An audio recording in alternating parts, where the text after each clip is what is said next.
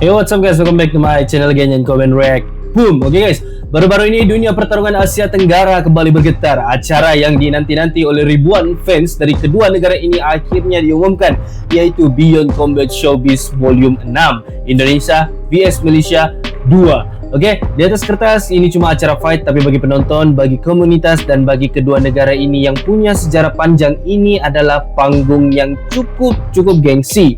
Arena tenis indoor Senayan sudah bersiap, lampu-lampu sudah diuji, nama-nama besar sudah diumumkan, dan setiap fighter baik dari Indonesia maupun daripada Malaysia kini berada dalam fase latihan paling serius dalam hidup mereka. Kerana kali ini bukan sekadar menang atau kalah, ini tentang membuktikan siapa yang benar-benar layak disebut Raja Asia Tenggara. Dari kubu Indonesia, para fighter datang dengan keyakinan besar, momentum positif dari edisi-edisi sebelumnya membuat mereka percaya diri.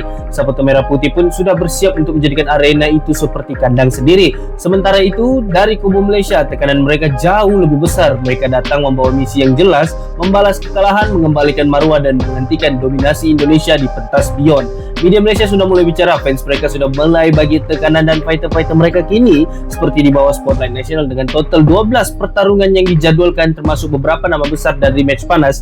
Tensi ini, acara ini sudah naik sebelum bel pertama pun berbunyi. Semua ini bergantung pada satu malam, satu ring, dan dua negara yang tak pernah mau kalah jika sudah bicara soal pride dan kehormatan. Jadi tanpa perlu tambah masa, kita masuk terus ke dalam video tersebut. Stay tune.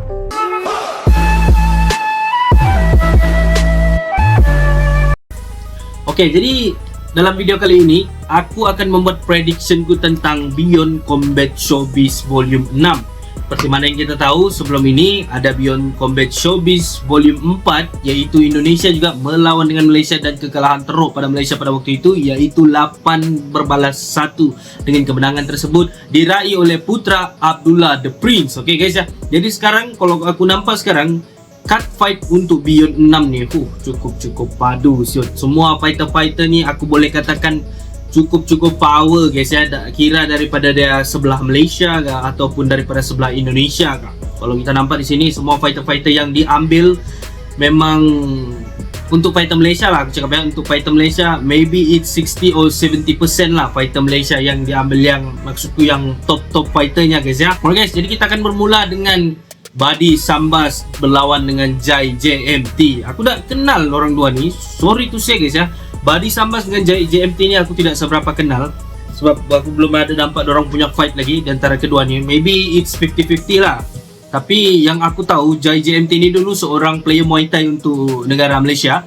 Jadi, dan Buddy Sambas ni pun seorang player Muay Thai juga, dan kalau tidak silap dia ada main di Thailand juga guys ya. Jadi ini untuk aku sendiri, Buddy Sambas vs Jai JMT ni aku boleh bagi dia 50-50, 50% lah, sebab kita tidak tahu, sebab Jai JMT ni mempunyai experience yang lebih daripada Buddy Sambas, mempunyai pengalaman yang lebih. Cuma kelemahan Jai JMT di sini, dia pun sudah stop untuk fight ni, tapi pada Beyond Combat 6 ni dia datang balik untuk fight, jadi dia training. Kita tidak tahu, itu 50-50 lah guys ya.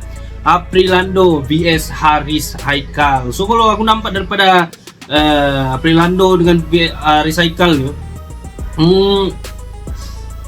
aku boleh bagi 60-40 lah, 60-40, sebab aku nampak power punch yang ada dengan Haris Haikal. Haris Haikal ni cukup power je kalau di Malaysia. Cuma untuk Aprilando, dia fighter yang pandai cari point penting, di mana ada point-point di situ dia dah boleh dapat.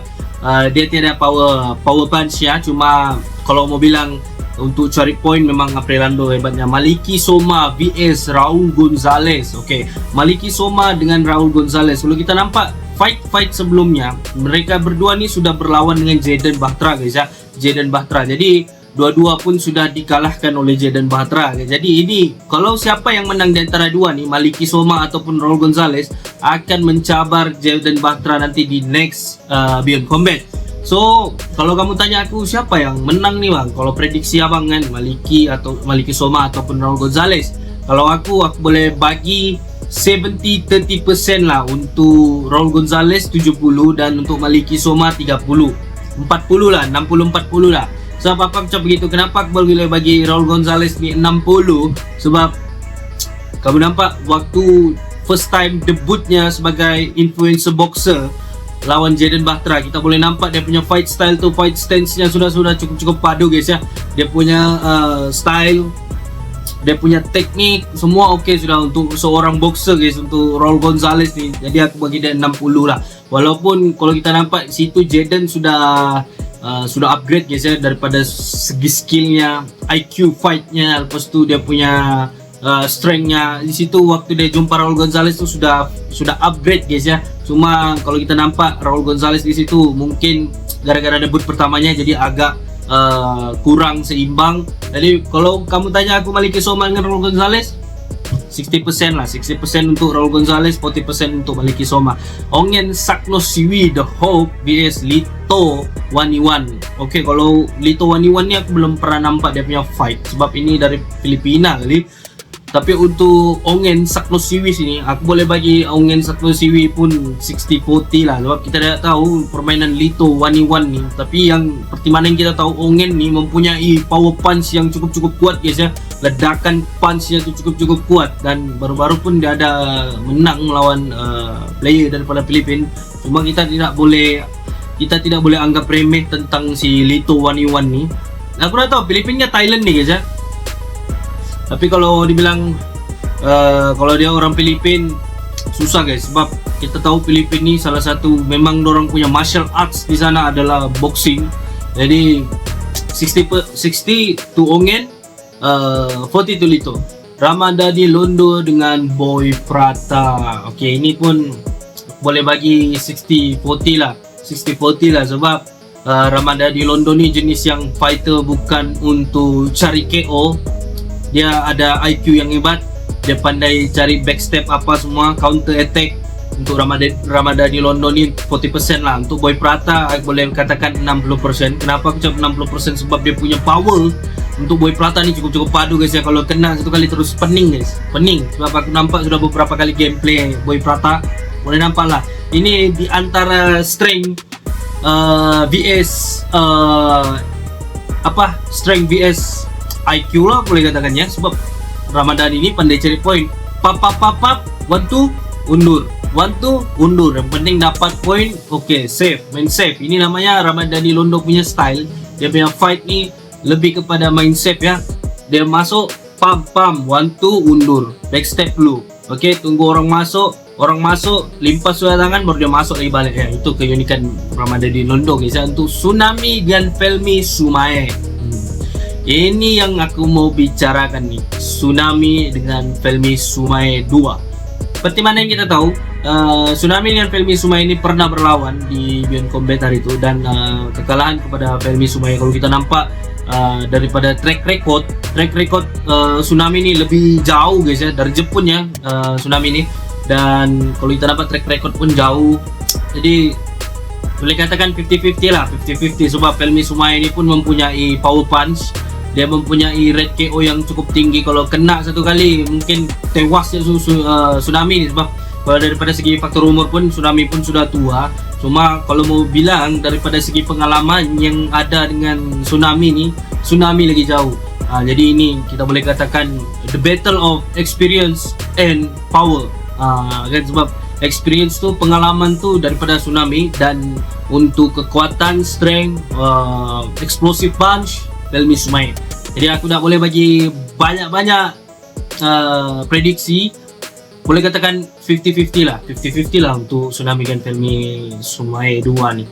Kan, Haris Sofian and Jordan Boy ini yang banyak yang meragukan Jordan Boy. Sebab kalau kita nampak Jordan Boy 2 kali main di Beyond dan 2 kali kalah. Tapi sebelum dia masuk ke Beyond, waktu dia fight dulu memang Jordan Boy power guys ya. Jordan Boy power, mungkin disebabkan bisnes kerja apa semua, jadi dia tinggalkan sudah Muay Thai itu. Jadi itulah hari itu dia main dengan, pertama dia lawan Cyril Effendi, lepas itu dia melawan Amarul pun cukup power sekarang. Jadi itulah Haris Sofian lawan Jordan Boy. Aku susah ya mau bagi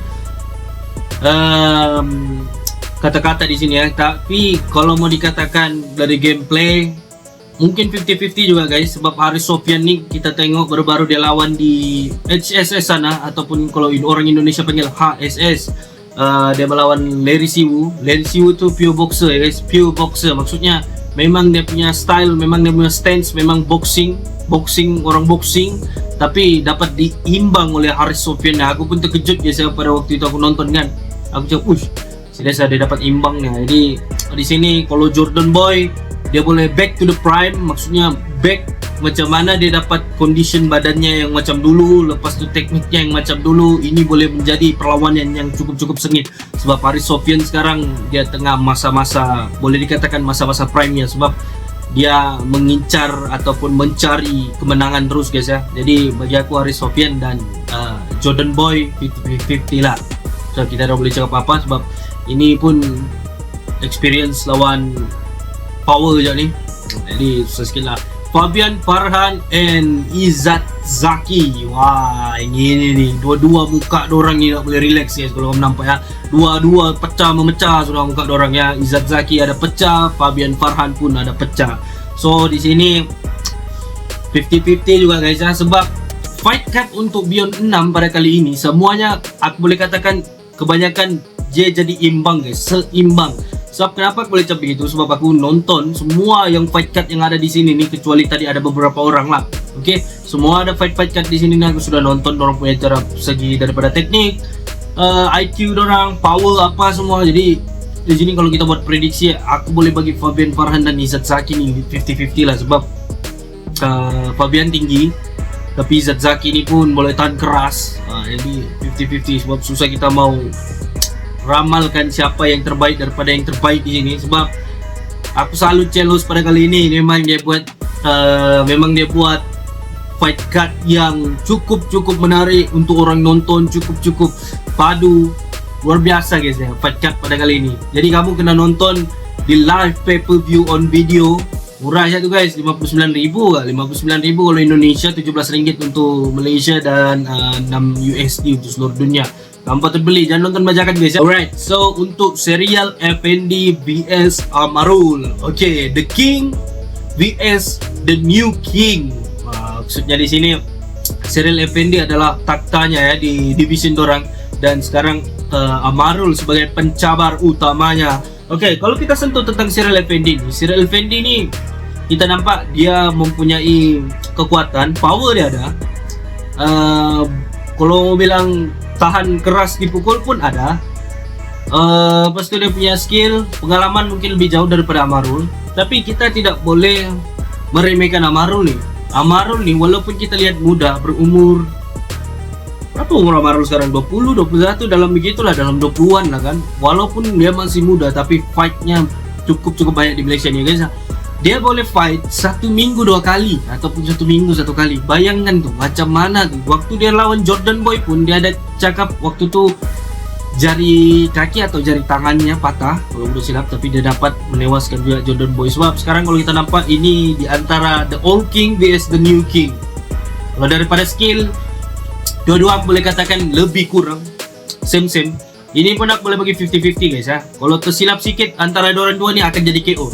Sebab dua-dua memiliki power, dua-dua memiliki skill yang sama, dua-dua memiliki IQ. Jadi bagi aku serial Effendi dengan Amarul ni slack sikit ataupun ada kesalahan sikit, confirm akan KO di antara satu sama lain. Jadi kalau kamu suruh aku buat prediction, aku akan cakap serial 50, Amarul 50 prediksi. Fahri Alamsyah vs Kabilan Jelvan. Okay, daripada kalau kita nampak Fahri Alamsyah vs Kabilan Jelvan, kalau aku mau sentuh sikit tentang Kabilan lah kan. Kabilan orang Sarawak, sebelah dengan kami ni. Aku Sabah di Sarawak. Okay, kalau Kabilan aku boleh katakan 70-30 lah. Kenapa aku cakap begitu? Sebab pengalaman untuk Kabilan ni jauh. Sebab kenapa Kabilan ni dia training di Rentap sana guys ya. Di Rentap sama ada orang Jojo, Boy Prata, satu camp dorang ni, satu camp. Jadi kalau kamu nampak gameplay Kabilan ni, dia akan maju terus, push terus ya. Dia akan bagi pressure dengan lawan tu ya. Jadi untuk Fahri kena hati-hati lah. Tapi kalau untuk Fahri ni pun kalau kau boleh nampak memang keras, orangnya cukup kena keras. Hari itu dia lawan Ronald pun susah ya Ronald mau tumbangkan Fahri ni. Sebab Fahri ni dia gunakan sikunya sehari itu. Tapi jujur aku cakap ya, kalau dia lawan Ronald pada waktu itu, dia gunakan dia punya punch ni, dia jarang gunakan siku. Aku boleh katakan Fahri menang. Sebab Fahri kelebihan tinggi satu, dia punya power ada, keras ada, lebih ke sayang begitu. Tapi untuk Kabilan lawan Fahri ni 70-30 lah. Kabilan 70, Fahri 30 lah. Kenapa macam begitu? Sebab experience, fight IQ, fight apa semua lebih kepada Kabilan lah, lebih kepada Kabilan. Untuk next event, main event, ICB International Title Bout, yaitu Ardam Mahmud Uncle Kong dan Nidal King Joker Mahmud.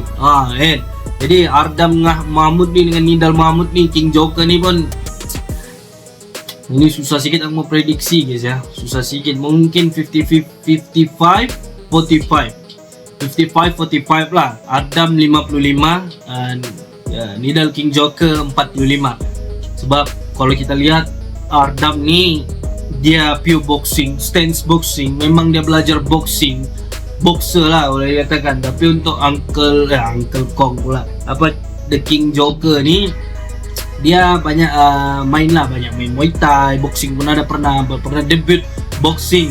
Cuma kalau daripada segi power, kalau power aku boleh katakan Ardam pegang power, sebab Ardam power dia luar biasa. Cuma Nidal punya power aku belum tahu lagi, sebab dia tidak mau tunjukkan powernya. Tapi perlawanan sebelum ni Nidal aku ada nampak dia lebih kepada seperti Ramadhani Londo, lebih kurang main safe. Dia tunggu masuk keluar masuk, dia cara main keluar masuk, tiada main tekanan. Jadi mungkin akan mencari poin. Jadi kalau kamu tanya aku siapa yang akan jadi pemenangnya, susah guys ya. Aku akan bagi Ardam 55, Nidal 45. Sebab Ardam pure boxer dan Nidal pun lama sudah tidak main boxing. Jadi itu salah satunya lah. Ini untuk the main event, Indonesia vs Malaysia 2. Ronald Sian Sinaga Sakti dengan Putra Abdullah, The Prince Putra The Prince Abdullah. Okay, daripada sudut pandangan aku bakal rokok dulu sekejap. Okay, untuk the main event, Indonesia vs Malaysia, Ronald Sian menentang Putra The Prince Abdullah. Kalau kamu tanya aku guys, jujur aku cakap, ini main event ni aku boleh katakan Putra akan jadi keluar sebagai pemenangnya. Tapi aku bagi 60-40 lah, 60-40, 60 untuk Putra, 40 untuk Ronald Sian. Kenapa aku cakap begitu? Putra ni guys, walaupun kamu nampak dia masih muda, dia punya track record jauh guys ya. Sebab dia sudah main Muay Thai ni sejak umur, orang bilang masih budak-budak lagi, masih anak-anak lagi. Jadi dia punya skill, kalau kita boleh nampak, dia punya skill cukup tajam. Dia tahu momen, bila momen mau masuk, bila momen tidak mau masuk, bila momen kena defend. Memang hebat lah. Dia memang IQ untuk Putra The Prince Abdullah ni cukup hebat lah. Cukup hebat. Dia boleh baca perlawanan, macam perlawanan sebelumnya dia pun banyak main di Malaysia. Kalau aku nampak sendiri video-video yang dulu waktu main di Malaysia, memang padu lah. Memang sekarang ni jujur aku cakap, kalau banyak orang terasa guys ya, sekarang ni the prime of Putra Abdullah. Di masa-masa kemuncak Putra Abdullah sekarang. Itulah kenapa aku letakkan Putra Abdullah 60% dan Ronald Sian 40%. Untuk Ronald Sian pula, dia ni memang, kalau kita nampak dia sudah ikut road to UFC, maybe experience mungkin lebih sedikit dari Putra Abdullah, tapi di dalam MMA. MMA kalau kita nampak. Tapi kalau masuk di dalam bidang kick striking, bidang Muay Thai ni, lebih diunggulkan Putra Abdullah. Sebab perbezaan di antara permainan tu memang jauh guys ya, memang jauh. Waktu lawan Fahri pun aku boleh nampak Ronald pun main maju terus hantam kan. Tapi itulah kita nampak lah nanti perlawanan di antara Indonesia vs Malaysia ni, the main event. Ini yang event yang betul-betul aku tunggu, Putra Abdullah lawan Ronald Sian ni.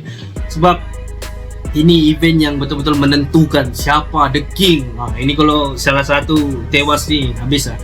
Tapi untuk Putra Abdullah aku nampak kali ini dia training cukup matang, lebih fokus. Jadi memang 60-40 lah. Yes ya.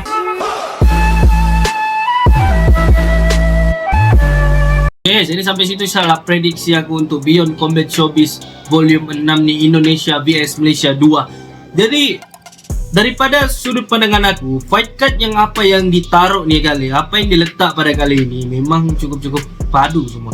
Boleh dikatakan kebanyakan fight yang berlaku sekarang semuanya 50-50. Nah, ini yang hebatnya tentang Beyond Combat Showbiz nih. Ini yang aku salut lah. Tidak sia-sia kamu beli live pay-per-view tuh. 59.000 ya guys.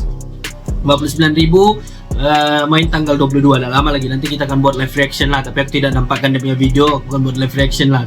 Tapi yang aku harapkan Malaysia akan menang lah pada kali ini, sebab Malaysia adalah negaraku. Jadi mudah-mudahan menang lah. Dan walaupun tak menang besar, menang setengah aja okey juga kan. Tapi kalau aku nampak di sini chance untuk Malaysia menang ini kita ambil overall je lah kan. Malaysia 60, Indonesia 40. Bukan aku merendahkan Indonesia guys ya. Cuma kalau aku nampak di sini banyak player-player berpengalaman daripada Malaysia orang ambil. Mungkin mau dikasih simbang supaya next ada Beyond 8 ke Trilogy of Indonesia vs Malaysia. Di situ mungkin nanti fighter-fighternya lagi padu, lagi ganas apa kan. Tapi untuk fight card pada kali ini aku respect dengan Celos. Celos memang buat yang terbaik. Fight card ni puas hati, tidak ada berat sebelah. Jujur aku cakapnya untuk Celos ya. Kau buat fight card kali ini memang fight card yang paling padu. Aku ikut kau daripada Beyond 1 sampailah Beyond 4. Lepas tu pergi Beyond 6 lagi ni. Semua Beyond aku nonton, Beyond Mendes apa semua tu. Ini fight card yang paling padu dalam sejarah Beyond. Aku rasa lah. Sebab ini semua overall seimbang, lebih kurang seimbang. Jadi kalau kau mau prediksi pun kau tidak boleh pergi jauh, kau tidak boleh turun sikit. Sebab anything can happen in the ring. Anything can happen happen. Lucky shot ya. Lucky shot kalau kena mana boleh buat apa-apa. Lucky shot bro. Okay guys, jadi sampai situ reaction aku dan see you in the next video. Jangan lupa untuk beli pay per view guys ya. Jangan nonton yang bajakan-bajakan tu. Siapa lah Celos. Okay, so see you in the next video. Comment red ko.